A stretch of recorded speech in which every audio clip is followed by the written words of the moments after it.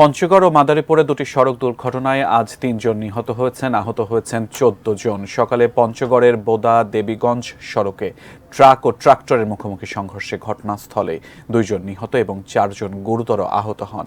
ট্রাক্টরটি রাস্তার একপাশে ছিটকে পড়লে এর হেলপার জাহিদ এবং নূরজাহান বেগম নামে এক বৃদ্ধা মারা যান। এদিকে মাদারীপুরের শিবচরের বন্দরখোলায় বঙ্গবন্ধু শেখ মুজিবুর রহমান মহাসড়কে যাত্রীবাহী বাস উল্টে নিহত হয়েছেন একজন, আহত হন অন্তত ১০ যাত্রী। হাইওয়ে পুলিশ জানায়, ঢাকা থেকে কুয়াকাটাগামী ইউনিক পরিবহনের বাসটি উল্টে গোলাম রহমান শিকদার নামে এক যাত্রী ঘটনাস্থলেই মারা যান।